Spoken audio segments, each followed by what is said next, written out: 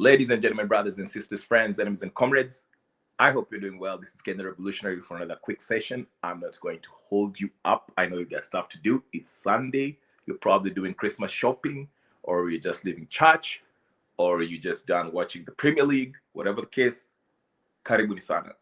I'm about to talk about something very briefly before I let you go and continue doing what you're doing this Sunday evening, Sunday night, Monday morning, depending on where you are. So karibuni sana. So today, the topic of discussion is reasons to believe Cyrus Jirongo was unalived and not an accident, road accident that we are made to believe. I know some people are kind of, they are divided on this issue. Some people think that Cyrus Jirongo was actually an alcoholic and, he finished drinking and then hopped into a car, his Mercedes-Benz, drove his way towards Nairobi from wherever he was and met his unfortunate fate on the road. Personally, I do not believe the official story that we've been told. But let's get to it. Before I do, let's get through the pleasantries or the ninio. If this is your first time, my name is Ken the Revolutionary. I talk about Kenyan politics and world politics as it relates to Kenya. So if you like that kind of content, please take a minute and subscribe, share, comment, like, and share it with your friends. And if you're already subscribed, the first order of business is to do what? Like the video. Now that we've got that out of the way, let's delve into it. This will be a short video. If it's not, then oh well. Now, here's the thing. The official story with regards to the Cyrus Jirongo case, we were told that Cyrus Jirongo, the former Lugari MP, was on his way to Nairobi from Lugari or whatever the case, driving in his Mercedes-Benz, okay? And he had a head-on collision with a bus that was coming from Nairobi heading to Busia or Mumias, whatever the case is, all right? I'm not buying that for this simple reason. Let's examine the physical evidence. I'm not an investigator, so take everything I say with a pinch of salt, and I'm doing this for entertainment purpose only. Choose whatever you want to believe, all right? I'll take this quote. A ex-CIA guy in one of the podcasts was saying, if you want to, one way to identify a PSYOP, okay, a PSYOP, psychological operation, is there's always a narrative already presented to the public. It's already there. If there's a tragedy or there's an event, a tragic event that's happened, a catastrophic event, there's always a narrative that immediately is put forth through the media. Okay? What do I mean? For example, when 9/11 happened, there was no hesitation. The first narrative was Saddam Hussein was behind this. Al-Qaeda was behind this, okay? Every psyop that happens, even in, I remember there was a shooting that happened in Miami nightclub in Florida, down in Florida. And this shooting happened in a nightclub that was known to be for the LGBTQ members who used to frequent that place, okay? And immediately before even anything happened, the people who are being interviewed came out and said, this is a hate groups that are hating the LGBTQ, and the weapons that were used were like assault weapons, okay? And if you notice, at that time, it was around electioneering period, and there was a huge talk, a push by the liberal side of America, political aisle, who are trying to ban assault rifles. And if you know, the liberals are always pro-LGBT, okay? So the narrative was already there. And if you examine what happened there, it was not making any case. But anyway, let me take you back to Kenya. Let me just address this Lugari MP fate, okay? Now, as soon as it was announced that, this is number one, as soon as it was announced that the Lugari MP was involved in an accident, there was an already made narrative, created narrative that this guy left a party and hopped into his Mercedes-Benz and met his fate, okay? In fact, there was a video that was released of Jirongo merrymaking with his buddies, taking shots, celebrating, and we were told that that was the last video of Cyrus Jirongo before he hopped into this Mercedes-Benz to head to Nairobi. So that's number one. So you have to ask yourself, why were they releasing that video so quickly? Highlighting the fact that he was drinking, okay? Telling us, convincing us that that was the last video of him before he got to the car heading to Nairobi. That's question number one, okay? Number two, when the driver of this bus that allegedly got involved in a head-on collision with former Lugari MP's vehicle, you know, when he was interviewed, or if you listen to his statement that he gave to the media, it's all over the media. You can check it on X or whatever the case is.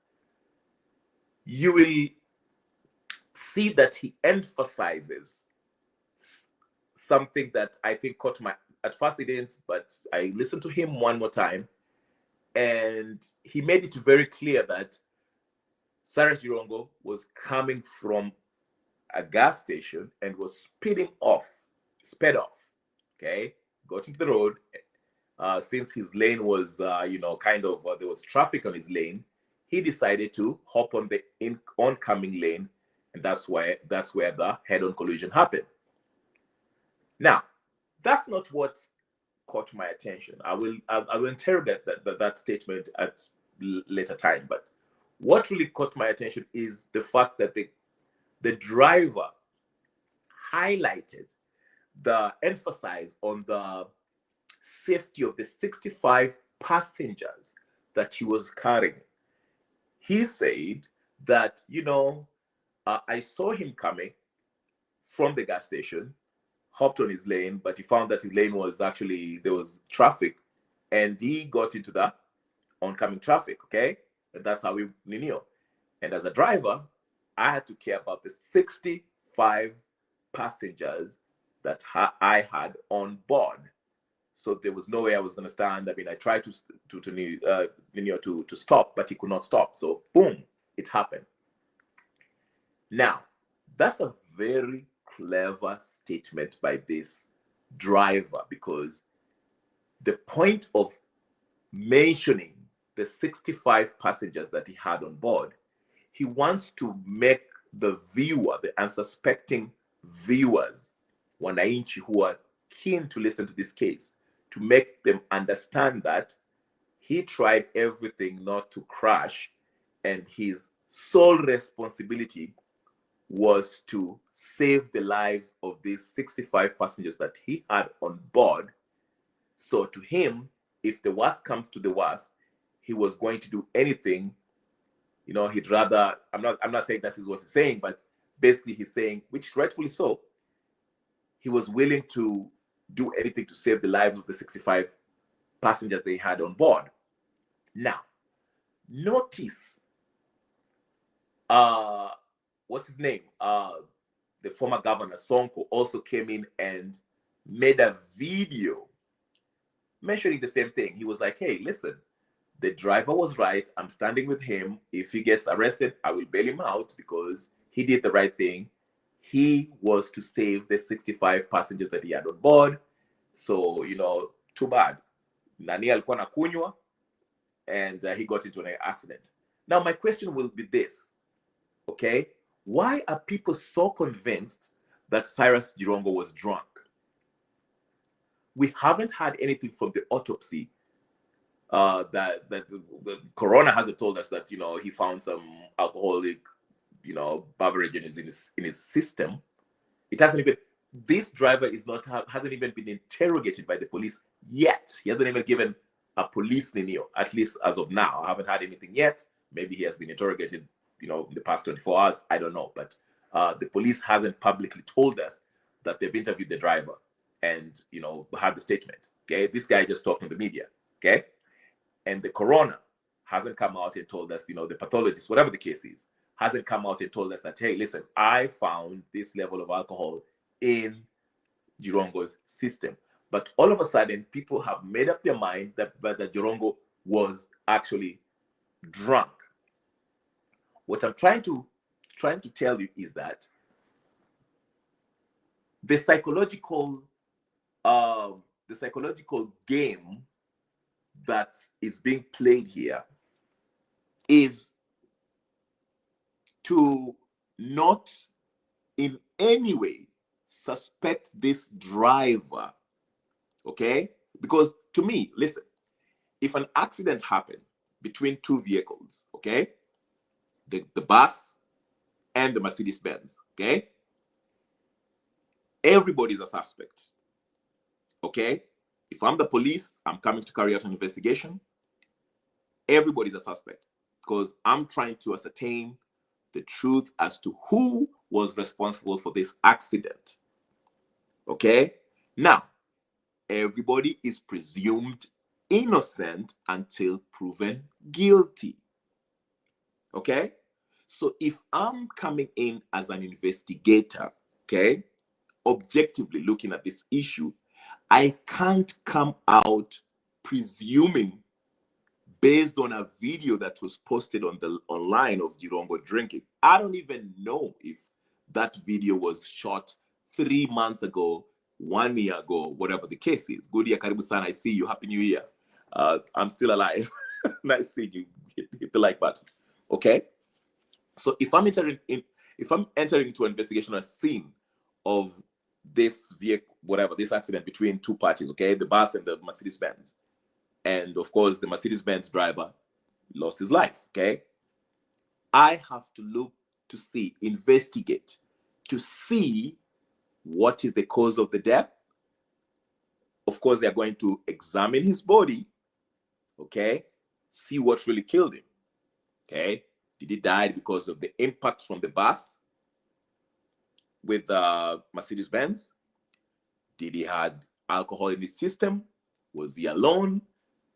Are there any unusual bruisings or cuts or bullets or holes or abrasions or whatever the case is, okay? And this information, you cannot come out and reveal it to the public without a thorough, proper investigation. Because by coming out, like Mike Sonko did, and a lot of people are coming out and say, oh, Jirongo was drunk, we saw the video, he was at fault. And the fact that the driver mentioned that his sole responsibility was to make sure that the 65 passengers on board were to make it home safe, gives the impression that we would have rather have the 65 passengers safe than, have Jirongo, crash and, or rather than, losing them. It kind of gives a legitimate reason to look at this case subjectively, looking at the driver as if, and he's right. As a driver, his sole responsibility is to move from point A to point B and make sure everybody that's on board makes it home safe. But by emphasizing that, it kind of takes away the objectivity in the case, because you will sympathize with the driver given that statement and join in the bandwagon thinking Jirongo was at fault by simply getting involved in this Ninio. So we would rather lose one person who is Jirongo in this Mercedes-Benz than lose 65 passengers on this bus. So it kind of gives you a biased perception of what actually happened.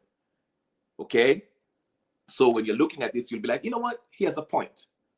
It is good. I mean, it's unfortunate that Jirongo died, but at least we have 65 people who made it. You know, so it kind of gives it a biased perception of what actually transpired, because as of right now, I'm assuming the investigations are going on. They have not been concluded. The investigators and police, or whatever the case is, have not conclusively come out and gave a report that, hey, this is the reason why this accident came to happen. But the already made narrative was Jirongo was drunk, and we were presented with a video of him sharing shots with his buddies, and we were meant to believe that that was the last supper, and after that he got into the road and got involved in this accident. So it's a perfect case that makes unsuspecting viewers not even suspect that there might have been foul play in all this event. You understand what I'm saying? Absolutely. I was going there for my next point. Gypsy, you read my mind. Thank you so much. I haven't seen you for a while. That's why I like you over here on this chat. Again, like Gypsy also is saying, I was going to that point. Of all these wonderful passengers that were on this bus, not even one has come out to, say, you know what? I was sitting in front by the driver, and I noticed the brakes, he hit the brakes so hard, and all of a sudden boom, we rammed into a Mercedes-Benz face to face. Bam. None of the passengers, we haven't had anything from the passengers. Listen to me very carefully. In most accidents in Kenya, if there's an accident that happened, go look down the list in Standard Media, NTV, Citizens. If a road accident happens that involves a passenger bus, passenger vehicle, whatever the case is, if they're survivors, you always hear them, the news media always interviews the drivers, not only the drivers on the scene, if the driver survives, the surviving passengers are always asked questions by the media so that we can have an account of what happened from their perspective.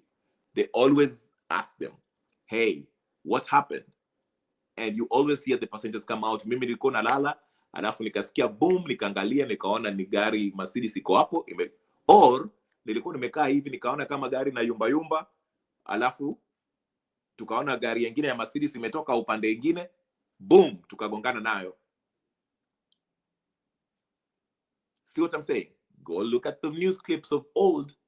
Every road accident that has happened where the passengers survived, and we are told the 65 passengers, all of them were okay, plus the driver. You always hear the media interview not only the driver if he has survived, and sometimes the driver might not be interviewed because maybe he was at fault, so he might not want to be on the media. But one thing that is always guaranteed, in any case that the passengers have survived an accident, they are always interviewed, and they would have come out on the scene, because we saw when it happened on the scene, ungesikia passengers wanatoka wanasema ile Mercedes ilikuwa mbaya. It was it was driving recklessly, there was none, which is very peculiar in this case, especially given the fact that a Mheshimiwa, so-called Mheshimiwa, was involved in this accident. Good point. There are no investigation but huge cover. Absolutely. There's no investigation but a huge cover. Absolutely. You see? So that's another point. There's no passengers who came out to give the account of events. to corroborate what this driver said. Okay, this driver had a very perfect alibi, mentioning that he was protecting the 65 passengers that were on board. Okay, so giving you a legit reason, which if you are not skeptical like I am and many Kenyans, you will simply fall and have a biased view and say, anyway, bus versus Mercedes, we would rather have lose one than lose 65. That's how we argue. And you'll be like, by the way, I watched the video, he was drunk. So see what I'm saying? So yeah. Now, another point, with the background of them, of cars, nothing adds up from the, absolutely nothing adds. You are so right. Yes, Gypsy. Now, another thing you have to look, you don't have to be a forensic, expert on road accidents. Go look at the impact, the damage of the bus and the damage of the car, Mercedes-Benz, white one, that the former Lugari MP, Cyrus Jirongo, was in. Go look at the impact. Go look at the damage, the front damage that was on the bus, and the damage that was on the Mercedes-Benz. It does not match up. I'm sorry. I do not have to have a PhD in whatever. Okay? Road accidents, and I'm not a forensic expert, but the eye test will not fail you in this case. Go look at the damage on the bus and the damage on the Mercedes-Benz. Now, I know some people are saying, oh, this Mercedes-Benz, the kind of metals or materials that are used, they're very soft. That make of Mercedes-Benz, if anything, let me tell you something. And this is not about, talking about Mercedes-Benz if you can or you cannot. It's an older version of Mercedes-Benz. And if you know anything about Mercedes-Benz of old, they are one of the toughest. They are ile mabati material, the metal that they use to make those cars. They're pretty, I'm not saying that haiwezi kunjika vile ilikuwa imevunjika au banjuka vile ilikuwa imebanjuka. But if you look at the damage of Jirongo's car, the Mercedes he was driving, I would have expected the bus to have substantial damage than the one that you could see from the pictures that have been posted. Okay? Because gari ya Lugari, the whole front, okay, the bonnet, it's been ripped off. This thing was out. Lakini ukiangalia ile ya basi, besides the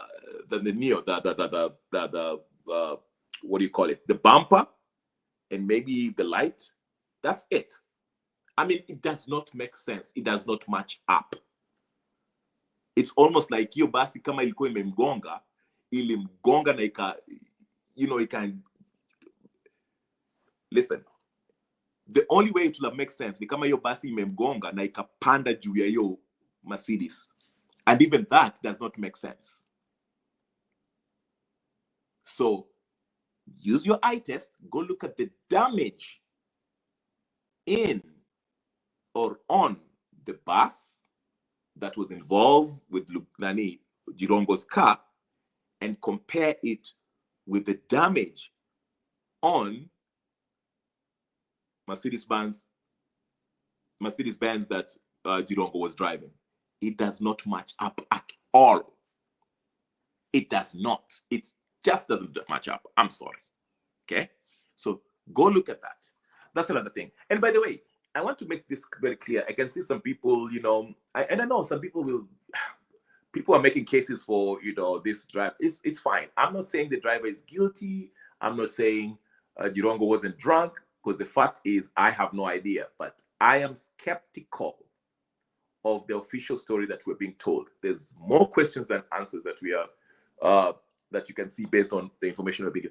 Why was the driver giving the interview with the background of the written off cars? Nothing adds up from the word go. Absolutely. Nothing. This linear is not.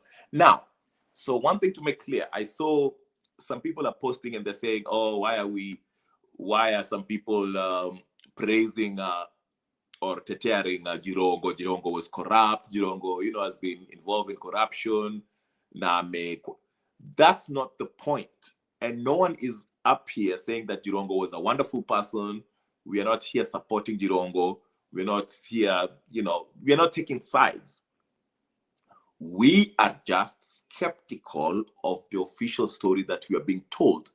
We suspect, let me just not say but I know there's a lot of Kenyan people who feel the same way.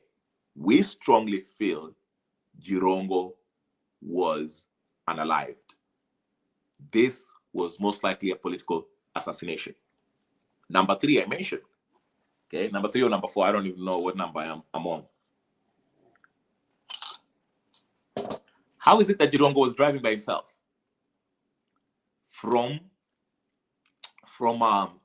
whatever, Lugari or whatever the case he was, to Nairobi? Why was he driving by himself? Was he by himself? Does that even make sense? Maybe he was. And the traffic that he was talking about, at night there's traffic.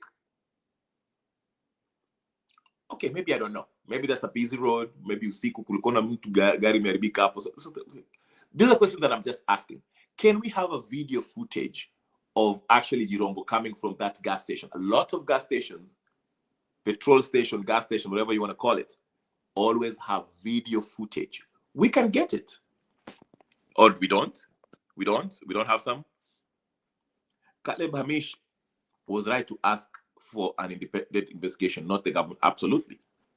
Now, here's another reason why I think Jirongo might have been UnAlived.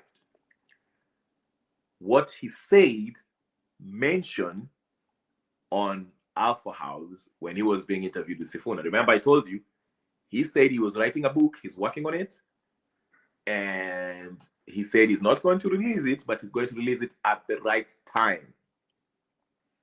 Because Sifuna was like, are you going to release it? And he said, I can't do it right now because if I release it right now, he might be UnAlived. Now, think about it. I told you the biggest warfare that is going on between Ruto administration or the political class versus the people of Kenya is a war of information. Whoever wins the information war wins the narrative war, wins the general perception. Perception is reality, not necessarily, but perception creates reality. I'll tell you what I mean very quickly. What I'm trying to say is this. Follow me with this. Ruto has had gazillion bloggers is hunting down voices that are, critical of his government, and our hack is and our make sure that their voice is not heard, limit their views, influence, something like that. He's still using that Nini Alkona to me at last election. What is it called? That Israeli software that he used. I forgot the name of it. But anyway, so basically what I'm saying is this. He's doing all this because he wants to win the war on information. He wants the narrative. The narrative is what creates the perception. I told you, that's why you're going to have these silly polls that come out Ati Ruto is leading by 46 point something percent. The second person is Kalonzo with, I don't know, 13%. Alafu sijui wakina Maraga with, I don't know, 1% or whatever the case is. This is a war of information. Ukienda kwa X is the same thing. You know, all those influential voices that were on X, they're no longer there. Watu ambao wanatengeneza YouTube like me, you see there, you know, and make sure you are not Neo. All these other people who are talking about other stuff, you know, they are being promoted. But what I'm trying to say is this. You might be asking, what does that have to do with Lugari's death, Lugari MP Jirongo's death? Listen to me closely. Let me just connect it for you. Jirongo obviously has or had information that will destroy Ruto politically. Ruto knew this, and to prove my point, Jirongo on many occasions mentioned publicly that Ruto has been involved in the unaliving of some politicians back in the day, Jacob Juma and others. He even said in public, Mbele Ruto, and he knows, he said, this guy has more secrets about Ruto and these Kanu people. Okay, Wakina Gideon or whatever the case is. Everybody that was involved back in the day in politics, okay? But Ruto in particular, he knows him in and out. Ruto even confirmed that by saying, okay, mimi nilijipanga and I became president. Nani amejam na mimi because he never jipanga vile kwa mimi nimejipanga. You understand? What do you say? Okay, I don't trust all these panelists on the forums. I could name 10, but I value absolutely. Absolutely. Do not I don't want you to disappear, okay? Thank you. I don't trust any of these panelists on the forum, on any forum, okay? So yes, I agree with you, Gudia.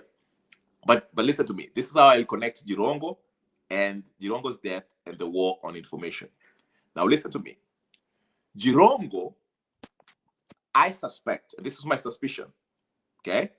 I suspect Jirongo was going to release that book that he has been working on before 2027 elections. So most likely, alikuwa naenda kuirelease probably early this coming year, 2026, because election is going to be on August, right? So Jirongo probably was going to release it somewhere before August. Remember Kanchori? Remember Ole Kanchori, who was in Spice FM the other day? You know, he released his book right after the elections, because while wakina Raila alikuwa anapigania electoral justice union, that's when he released his book, and his book did well because it is about the timing. Mpaka time sazilo nataka release kitabu, you know. That's why you see even during elections or before elections, a lot of political pundits or, you know, historians, they always release a book because everybody's, you know, the political fever is high, fever pitch, okay? So that's when you release the book. So I suspect, Hassan, I see you very, very new. I see you, Karibu Sana. I haven't seen you for a while. I'm glad to see you. Hassan, if he was current at 11 and some minutes before midnight, how did he reach Naivasha? Are you talking about Nani? No, I thought Nani, wait, Jirongo wasn't in Nairobi. Can somebody correct me if I'm not wrong? Jirongo was not leaving Nairobi going Ushago. I think he was in Ushago going to Nairobi.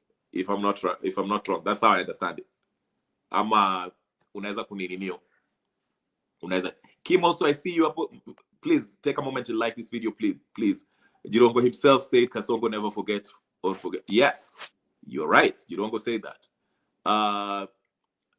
Okay, so Nani Kim anasema, do you suppose that Jirongo left a copy of the book with the trusted source to release it in case of his demise? I have no idea. Maybe he did. I don't know. I don't think so. And I don't think he would mention that because Ruto will definitely hand down whoever it is. I will read your comment next, Gypsy. Let me mention it. Let me connect this Jirongo's death and that book. Okay.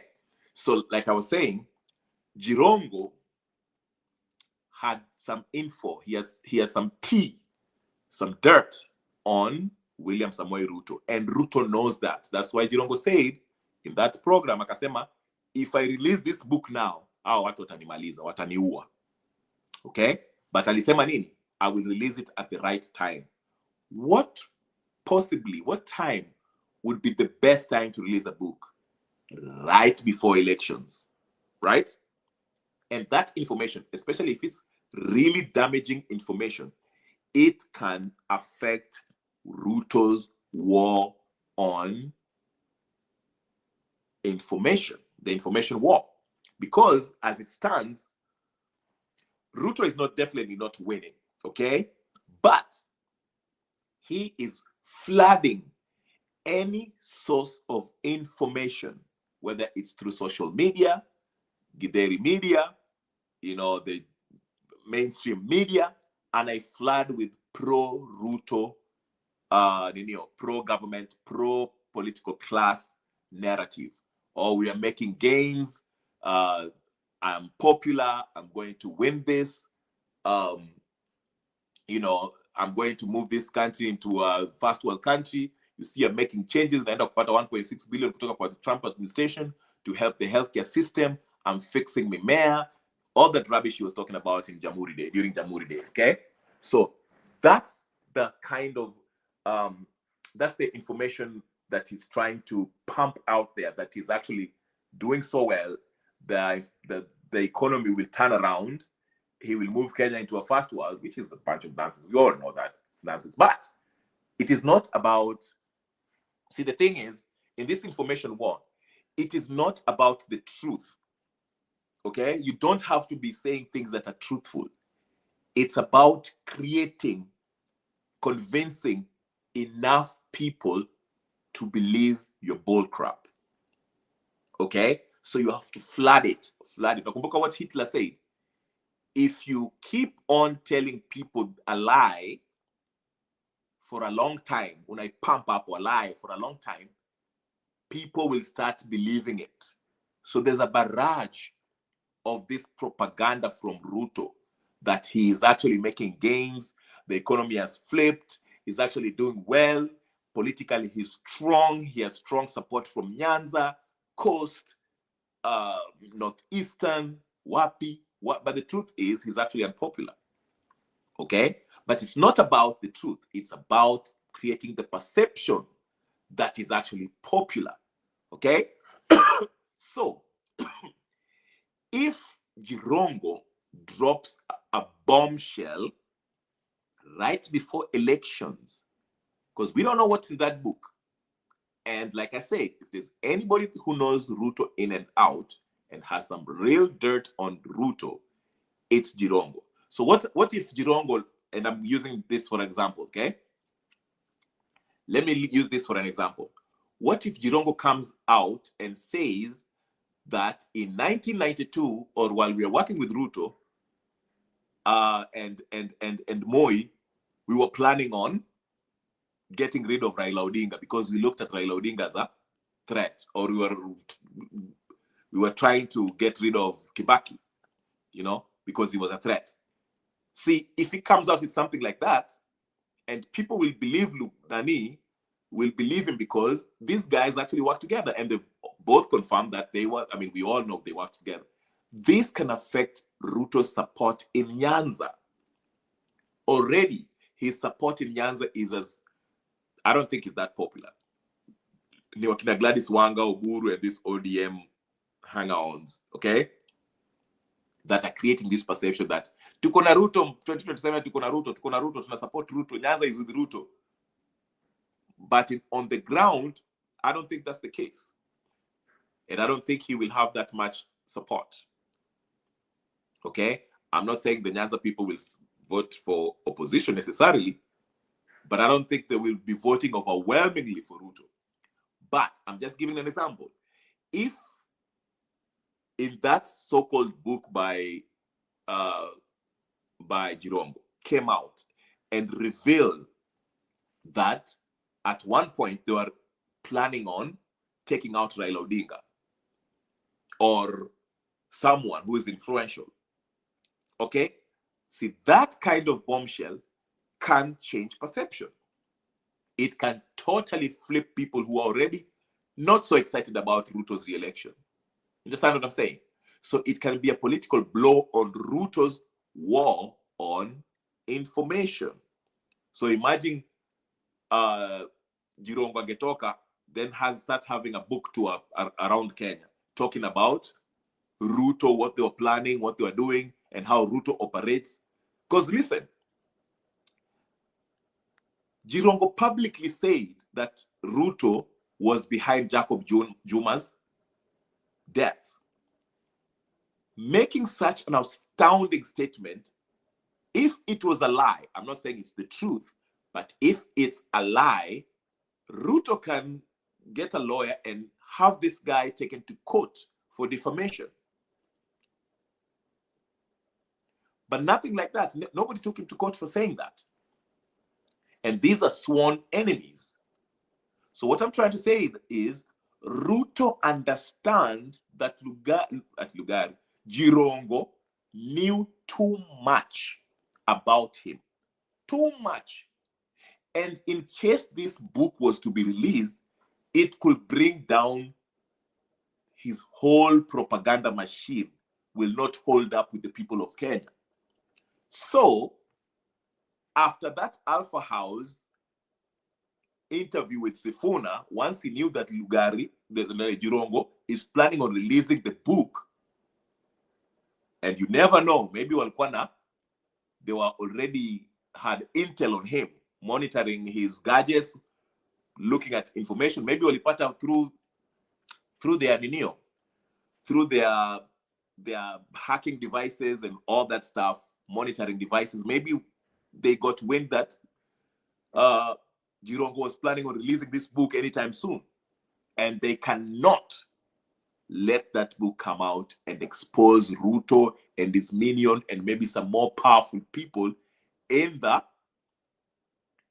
political class. Okay, so they came up just like think of it like what happened to Saitoti, right? Saitoti was never to release that list. Never to release that list, because it is said, even though he mentioned how Akina Joho, Akina Mike Mbuvi and all that stuff, that business was going high up. There were some people, more powerful people than the people that he mentioned. And so when he started mentioning these folks, somebody had to stop it. And since he had already let the cat outside, the cat was outside, out of the bag, or the rabbit was out of the bag, whatever the case is, they had to silence Saitoti. So the same thing. There's no way Ruto probably knew what was in the book, what he was going to release, and it was probably going to not only damage Ruto, but it was going to damage part of the political class. Powerful people. Because Nani alifika pale, he didn't care. And he knew that his life was most likely going to be danger, and he said it.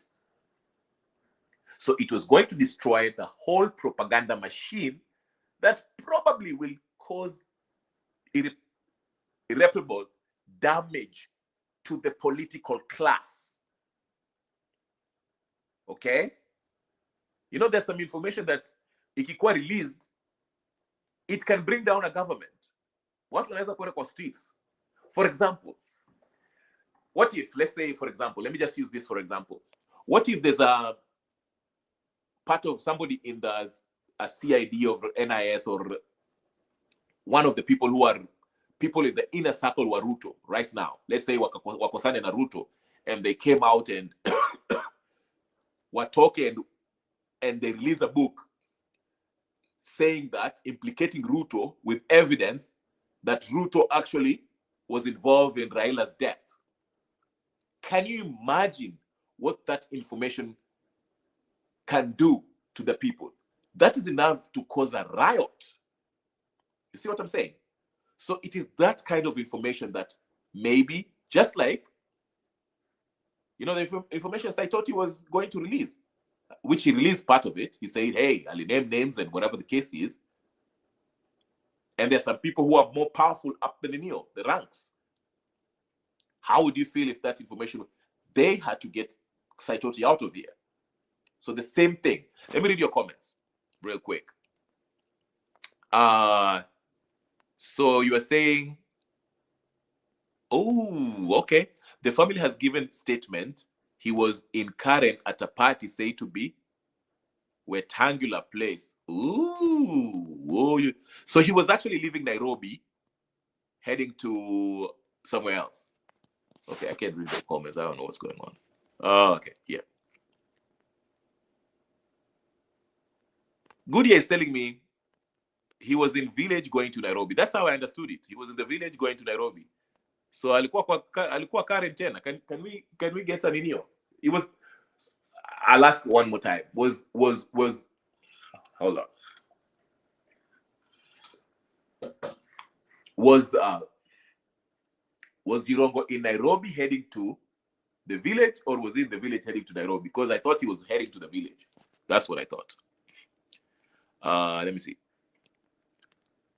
But Nani, let me read this one more time.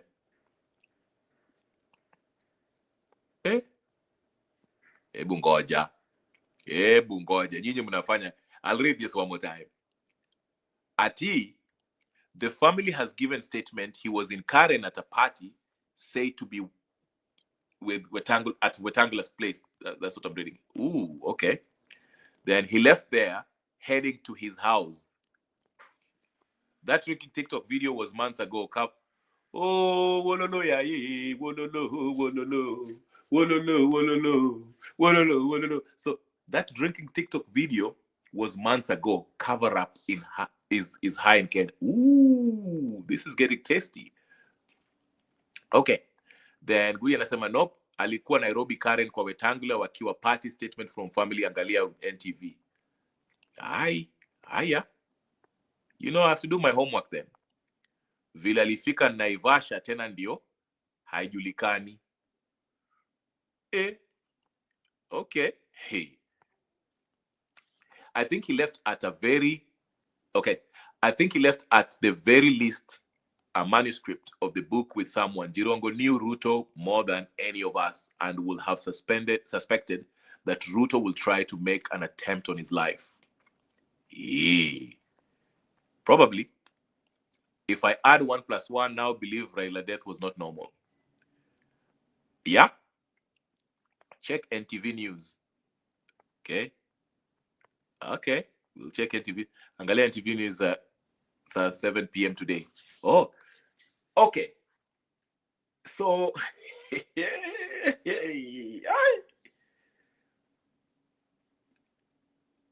okay. So if Jirongo was in Nairobi Karen house, where did he die? Naivasha? Yeah. Listen, this thing is getting weirder by the minute. It's getting weirder by the minute. All right. And then I say, people are trying to pin Jirongo as being on the wrong. The fact still remains that he was killed, if not murdered. End of. Absolutely. Ndio maana I started by saying I was suspicious after it was reported that alikuwa involved with that accident. Immediately tunapata video of him akikunywa uji. And I'm like, even if, you know, it's a psychological game, because obviously anybody akiona alikuwa nakunywa uji, and what gave it away was this. They were saying that was his last video or the last supper before aliingia Nairobi. And I'm like, how convenient. A case is already built. So even if you don't know anything about anything, utasema, okay, definitely he was drunk.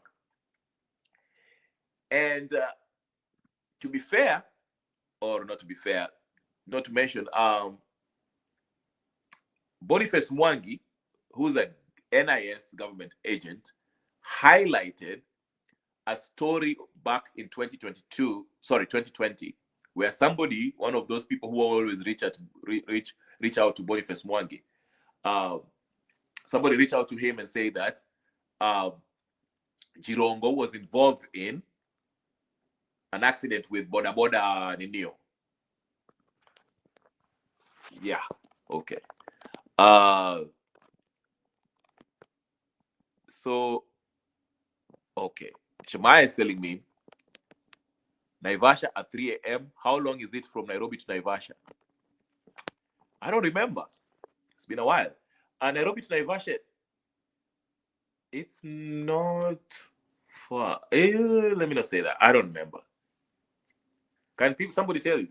Nairobi to Naivasha, how Chukwanga de Kangapi? But again, we have to ask ourselves, alitoka kama alikuwa Karen, what time did he leave Karen at Wetangula's place? And was he drinking? And Wetangula should come out and tell us what was happening in that party. Was he drinking? And whoever released that video, kama hiyo video ilikuwanga ya months ago, why did he release that video? What was the whole point of it? There should be question 2. Okay. Goodia is saying, it depends what news outlets you believe. Most of them are Team Ruto. I'm not buying the BS. That's true. They always try to ninio. In fact, if they say it's, even if they say he was in Karen at Wetangula's party, it even brings more suspicion kwa history yote. Because somebody asked a good question. If he was in Karen, alikuwa anafanya nini Naivasha at 3 a.m. hata kama ni kusafiri ninio nyumbani. Unaenda wapi saa 9 usiku? Especially there? In an accident, who's supposed to give statement to the police or driver? In an accident, who is supposed to give a statement to police or driver? Anybody that witnessed what happened, basically. If you're a witness to what happened, you can go ahead and give a statement to the police. Kama when the passenger na uliona what happened, you can go give it to Ninio. That's why I'm saying, I was mentioning, ukiangalia NTV, Citizen TV, any major media outlets, or any media for that matter, whenever we have an accident where passengers wame survive, they always wanahoji the surviving passengers. Wanauliza, kuna nini ilifanyika? I remember sometimes back, there was an accident happened in Tana River, somewhere in Coast. Okay? Basi ilipata accident. Some people lost their lives, some people survived. And the survivor were asked, walikuwa naulizwa, wewe nini ilifanyika? Ulikuwa wapi? Tulikuwa tumekaa hivi, we were traveling at night. Nikasikia kama dereva na whatever, anayumba, whatever the case is, okay? He explained their version of what took place. Now, that's why I'm saying this was really funny, because the driver was the only one who gave a statement. 65 people on a bus. Hata wale watu walikuwa wamekuwa mbele. Wote walikuwa wanalala. Somebody saw something. What happened? After the impact, what did they see? Somebody should come out. But you know where we're going to catch them? In case you hear any passenger coming out, we want to take up a skill. You'll see that the story will have inconsistencies compared to the official story from the driver. So let them make that mistake and walete mtu ambao wamenunua tuambeleze vitu hapo. Okay? Antibody was the ambulance chaser. Yeah. And in Naivasha, he was coming to Nairobi. Okay, so Shamaya, kuna confusion hapo. So, okay. Ndio maana tunauliza, if he was in Karen, what was he doing in Naivasha? At what point did he reach Naivasha? And where was he heading? Was Naivasha his final destination? So, kama alitoka Naivasha, kama alitoka Nairobi Karen in his house, akajipata Naivasha, heading back to Nairobi, what was he doing in Naivasha? If he was in Nairobi and he's in Naivasha where he got the accident, alikuwa anaenda kufanya nini? Kwani alienda kukunywa mafuta huko Naivasha? Naivasha ndio kuna mafuta. And again, was he in the village going to Nairobi, or was he in Nairobi going to Naivasha? Sorry. Was he in the village going to Nairobi, or was he in Nairobi in Karen going to the village? Haya. He left the Wetangula place some minutes to 12 a.m. Haya. Tunaambiwa alitoka at 12 a.m. Can Wetangula tell us, confirm that story? Or the video was to back the BS? Okay. I know that video was definitely. Why didn't they interview the driver at the scene of the crime? They went to interview him at the police station with the background of damaged cars. To me, yes, that's a good observation. To me, like I said, the biggest giveaway was this. Out of these 65 passengers that we are meant to believe that were in this bus, hakuna hata mmoja ambaye anaweza kutupatia account of what happened. Huh?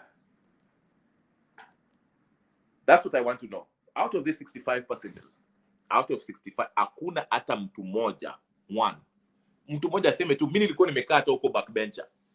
Nikasikia tu pop.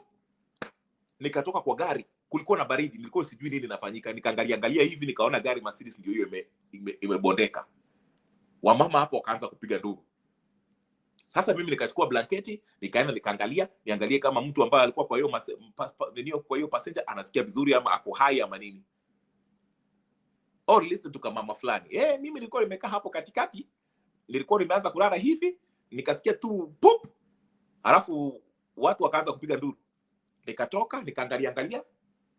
Nikaona kagari nyingine ya white hapo imebanjuka. Sikujua ni nani hapo huko ndani. Mimi nilisikia tu kama mtu amekaa, madamu ilikuwa inatoka, sijui, I don't know what was happening. Something. Even one person. You don't have to see the whole thing. I would like to hear one person. Our 65. Those 65 passengers who he was very eager to save their lives. Moja tu atokezea atuambie maneno. And why have they waited till now? Tupate tu mtu mmoja, one, hata usitupatie watu wawili, one. Besides the driver. See what I'm saying? Moja tu, uno. Not dos, not tres, not cuatro, not cinco. One. Hakuna. That's all. That's where it showed me there's more reasons to believe that Cyrus Jirongo was silenced. I would love to see paid passenger. Yes, I agree with you. I can't wait. I just can't wait because I know they'll do this because they know people are asking that questions. And I know them being silly like they are, wataenda wanunue mtu, they coach him or coach her to come out and give ushuhuda. Wakuja wakwae ninio, watoe ninio, their version of things. And I'm telling you, it will be comedy. Mtu atatokezea hapo, mimi nilikuwa nimekaa hivi, niliona Jirongo alikuwa amevaa shati ya white. Alikuwa amekunywa pombe, hata kutembea alikuwa shida. Alikuwa hapo Total Gas Station, hapo akaingia kwa gari, hata hiyo gari yake ilikuwa imekaa iko na pancha. And he was driving very carelessly. I'm telling you, wakifanya hiyo mistake, that's where tutawashika red-handed. Yeah. Utasikia mwingine, I was in front of that bus. And the driver was driving very carefully. All of a sudden, I saw a white Mercedes-Benz flashing lights. I didn't know it. I was perturbed, flabbergasted. Head on because shoot, watch. My eyes was flashing. My life was flashing in front of my eyes. I didn't believe. To find out that it was Lugari, MP, dead on arrival. That's why I'm saying Jirongo was probably unalived. There's more reasons to believe that. You can convince me. So for those of you who think that we are supporting Jirongo, that's not the case. We are not supporting Jirongo. Like I said, personally, I do not know Jirongo's political leanings, nor do I care about it. I just know this guy was involved more in 1992 with Ruto.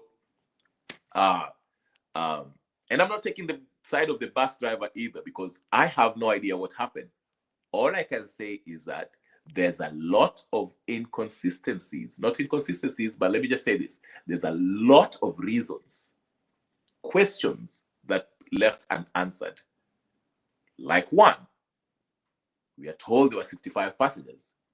Can we just get one passenger or 2, 3, 4 to give us their account of the events leading up to that head-on collision?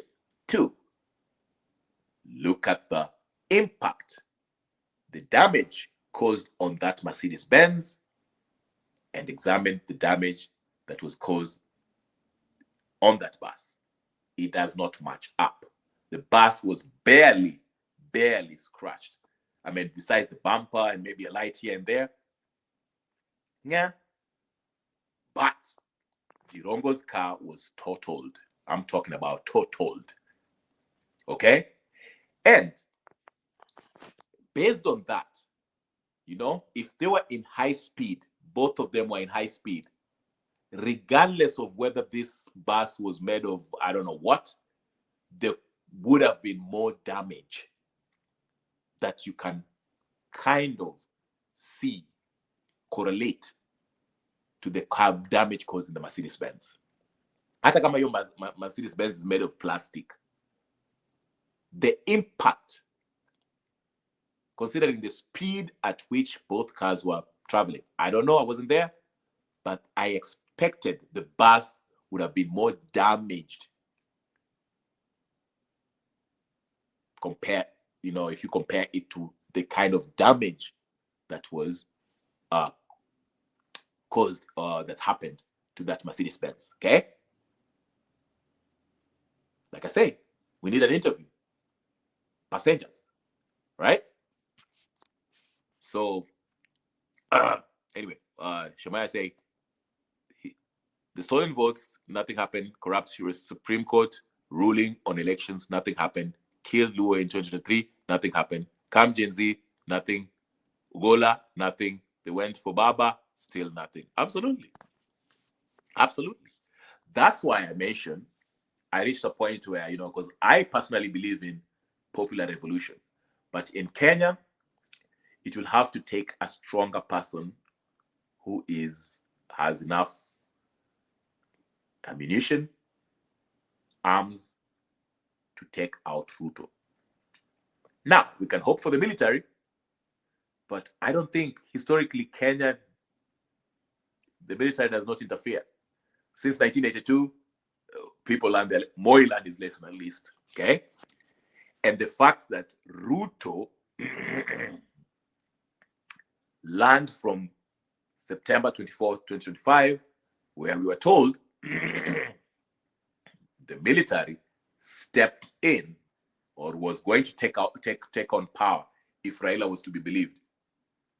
Okay? Because remember, wakina Raila walituambia, the military were about to take over power because the Gen Zs walienda kutoa Ruto. I mean, they were going to take him out.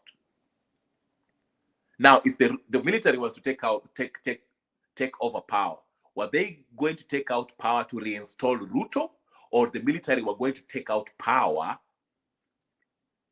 and briefly then oversee the governmental day-to-day in Neo? We were going to be under military rule while we wait to kijipanga for the next election. That's what I don't know. But again, you can have a military junta come in and turn into a Museveni and rule us for 42 years. So we don't know. But in my estimation, I think the only way Ruto can be taken out is if the military steps in and say, Ruto, boss, back out talk. And that's a possibility. I mean, it's not out of because in 2027, like I always say, Goody anasema karibu sana Don. Anasema at the moment I'm joyriding because Ruto is building up the 3 terms. Yeah, he might as well. Don't nakuona hapo weka like. That's why I'm saying, the military aspect of it is not an impossibility, because depending on what happens after Ruto rigs himself in 2027, if there's chaos to a point where the country is ungovernable, because remember this time, ladies and gentlemen, brothers and sisters, friends and comrades, Raila is not there to control his dogs. And I'm not calling his supporters dogs, I just mean like proverbial dogs. Okay? This time, mambo ikienda mrama, ni hivyo. This time, mambo ikienda mrama, there will be no Raila to step in and say, Ruto kuja tuonge. Because I don't think, for example, Kenya ikishika moto saizi, let's say something like what happened in 2017 or 2007, 2008 PAV, or even 2022 or 2024, vile Gen Z walianza occupy State House, occupy Parliament. There's no politician in place right now who has enough influence to go meet up Ruto and ask people watulie and na watu watulie, like Raila did. Brother Benson, I see you. Karibu sana. I don't see it. I do not see it. Raila was the only one who could do that. So he post-election violence in case it happen.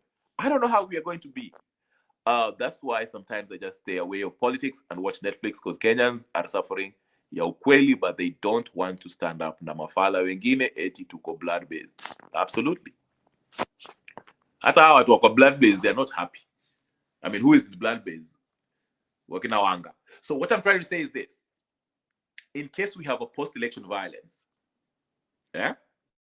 because to me, 2027 elections will be a real test of how bad Kenyans want Ruto out. I'm not convinced that Nyanza province people, watu wa Nyanza, whether it's Luo Nyanza, I don't even think majority of them want Ruto to be in office. Wachana na wakina Omoshu ambao wanasema ati tuko broad based tunaendelea mpaka 2032. That's out. Hao ni watu wamelipwa to say what they're saying. Okay? Central province, Ruto knows hata asijaribu hata kuiba. Huko hata I don't even think he will even sidhani hata ataenda kukampeni huko. I mean, maybe he might go to Mbere, ailipe watu waende simame hapo wampigie Central province is a no-go for Ruto. Cost 50-50. I don't even think. But majority of them, I don't think so. Northeastern, he can go there. Wasingishu, I mean, not Wasingishu. Rift Valley anaweza kwenda huko. Ukambani, I don't think so. See what I'm saying? So Ruto is not as popular as people think. That's why I'm saying 2027 will be a very good test to gauge how bad Kenyans want Ruto out. Na mimi nasema hivi. What? I know Kenyans, we like peace. Tunaenjoyiwa, tunavumilia. But I've kept on saying one thing, even though Raila Odinga was, con man in not so many words. He was a con man, okay? One thing you can give him, I'll give him, he stitched things together. Hata kama hiyo stitch ilikuwa mbaya, alikuwa na stitch together. Which kind of gave us some semblance of peace through his handshake zake. Okay? Even though he was the only beneficiary. This time he's not there. This time Raila is not there to save anyone from anything. He's not going to step in to help out if the military want to step in. He's not there. If Gen Z want to take out Ruto, he'll not be stepping in there. He'll not be there. So this time, kama ni mbaya, let God be with us all. Kama ni mbaya, itakuwa mbaya. That's what I'm saying. 2027, I'm afraid. Ndio maana anasema Ruto is now, the game that Ruto is playing is this. He has to bet on could divide watu into tribes, so that to make it seem like it's not Kenyans that don't want me, ni wale watu wa mlima ndio hawanitaki. And he's using the Gladys Wangas, the broad-based people, as his attack dogs. Sasa hawa watu wa broad-based kazi yao ni kusema, unajua wale watu mlima hawapendi ati hawako kwa power saizi. They don't like that. Ndio maana hawataki broad-based, hawataki Ruto aendelee kwa sababu hao wamezoea kukua kwa power. Ndio maana hawafurahi. But the whole point they're saying that is to division ya ukabila. Ndio mkayo divided, msikuwe one. Because if you're one, you're definitely going to go against them and they stand no chance. Unaona? Ndio maana unasikia watu wengine wanasema yeye itakuwa Bantu versus Nilots. Uchumi haiangalia ati wewe ni Bantu.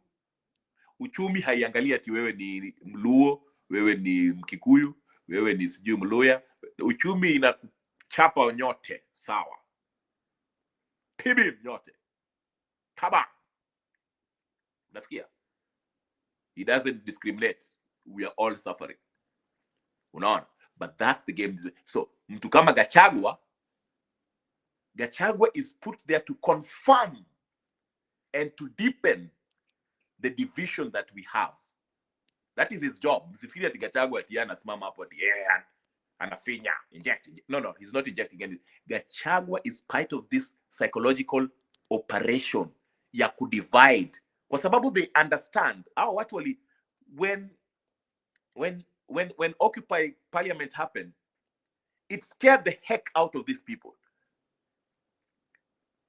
Because remember, if Ruto was to fall, it is not, people are not going to end with Ruto, because if Ruto falls and we put somebody there, vitabu zitafunguliwa.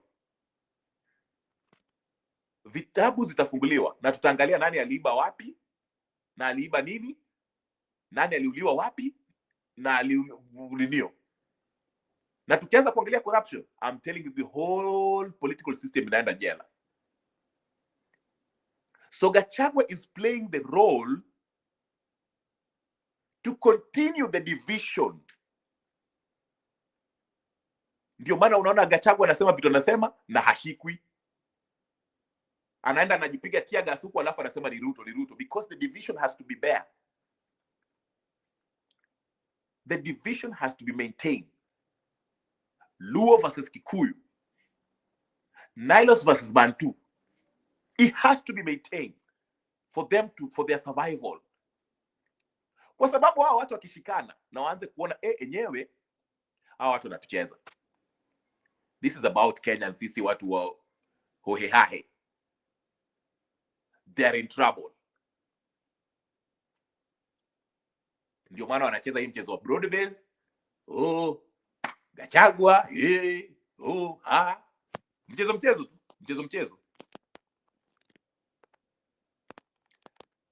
In Luo Nyanza counties only has base in Homa Bay. Maybe, I don't even know. I don't know if Homa Bay. Wanga will be the first one in Koriaga. Wacha tuingie serikali. But I don't think Raila cooled the anger of Gen Z. They backed down because of the killings. You are right. Very right. Raila, he did not solve anything. The only thing he did was to poesha an all-out anarchy. Okay? And like I've said in my previous video, I believe, and this is my belief, somebody might agree or disagree. I think part of the political class were behind the Gen Z movement. That's why after the broad base, after hiyo handshake ya Ruto na Raila, the funding stopped, and some aspect of the people who are in the protest turned against the Gen Zs. And listen carefully, and here's my evidence why I mentioned this. After Raila so-called stepped in, okay, to have a handshake with Ruto, okay, the Gen Zs stopped being a Gen Z movement. Now, the broad-based government, Raila, Ruto, and their supporters started labeling the Gen Zs that were left, they started labeling it as a what?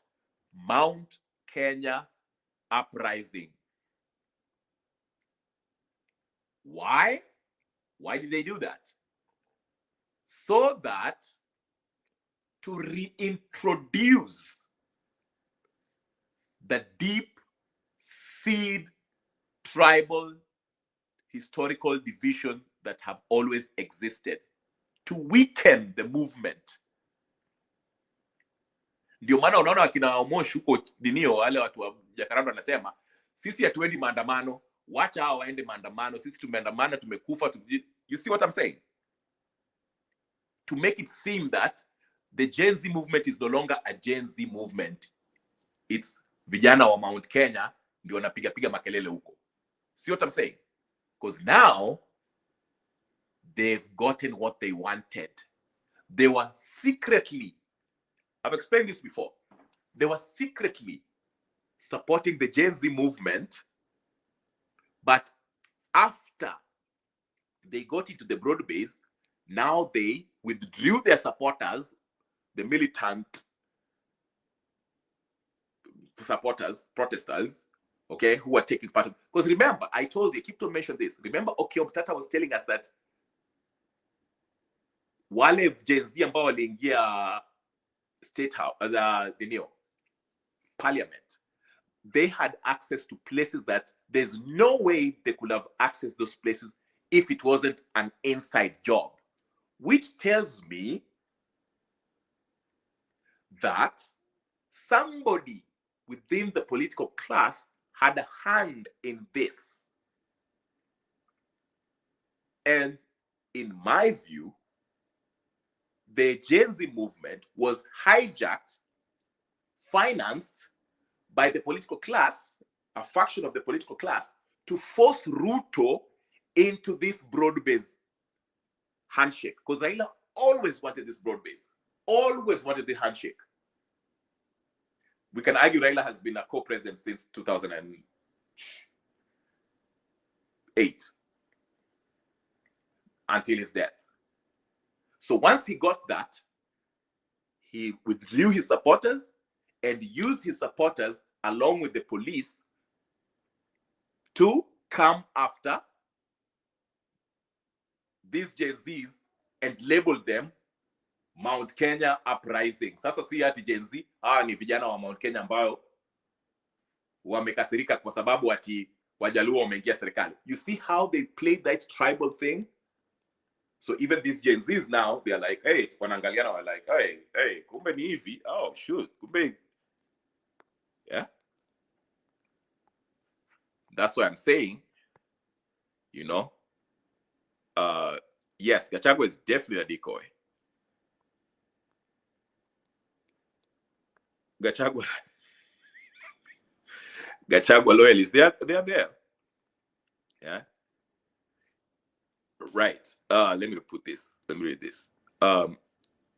If Gachagua is genuine to opposition, he should come out clean and tell Kenyans that they stole elections and how they did it. Aache hii mambo ya tutachunga kura. Absolutely. Eh? Raila was in the wrong job. He should have worked for you. Yeah. Ndio maana naambia, Gachagua has been a decoy for a long time. And the giveaway is if Gachagua was serious about becoming an opposition, Gachagua saizi he would have angewacha hii mambo ya Mount Kenya mlima, he would have been like, angekuwa anaenda Nyanza anasema yes, let's remove this guy, mimi nilikuwa vice president, but this guy is full of it, tutoe Ruto na tukusanyike pamoja kama wa Kenya. But he's sticking to his guns about Murima, because the whole aim is to use him to maintain that historical political division between Luos and Kikuyus. None. So he has to play that part. He's part of it. Anybody, listen to me, any genuine opposition in Kenya saying what Gachagua has said about Ruto, angekuwa kamiti. Hata yeye pia angejipata Naivasha, basi ingemgonga huko. Ile basi inaitwa nini? Sijui inaitwa nini. Ugwe ama nini. Whatever that bus is. Any genuine opposition. Look at how they treated Miguna. Miguna was confronting them, head on. Walimtoa kampeleka jela, rudi Canada. But Gachagua has been saying worse things. Alafu naona ati sijui na hizi Masayo pati sijui ametia gas kwa kanisa. So fake. Yeah? Na endelea. And what is he saying? He's not exposing anything. He's saying things that people discuss on X every day. Ruto is taking over Safaricom, anauza Safaricom. Nani ajui? Anatuambia Ruto ako na shamba huko Congo. Nani ajui? Ruto is involved in gold in Congo. Nani ajui? Sinu wakina Wetangula walishikwa kwa simu tukija. You see what I'm saying? He's saying things that people are discussing on X. And the government bloggers who are working for him, anafinya, he's injecting, Gachagua, Gachagua inject. 2 hours session saying a bunch of nothing. And you're buying this. But they understand, if the people of Kenya, after watoe Ruto, they know this. Ruto akiondolewa na watu in a genuine, organic, grassroots revolutionary movement, it will not stop with Ruto. Gideon Moi, Kalonzo, Martha Karua, Gachagua, kamiti wote. Kamiti. Lifetime prison. Na viboko 6 kila siku. Nyaunyo. Na pesa yao yote irudishwe. Ipelekwe serikali. Understand? So that's what they've been doing. But anyway, ladies and gentlemen, brothers and sisters, friends and comments, I'll leave it here. Sadeni sana. Subscribe, share, comment, like, do all the good stuff. Thank you so much. Nani, Gypsy nakuwa napo, Shamaya, Don, kila mtu ambaye amenio, Brother Benso, stop by. Subscribe, share, like, comment, and I'll talk to you guys later. I'm Peace and blessings. I'm out.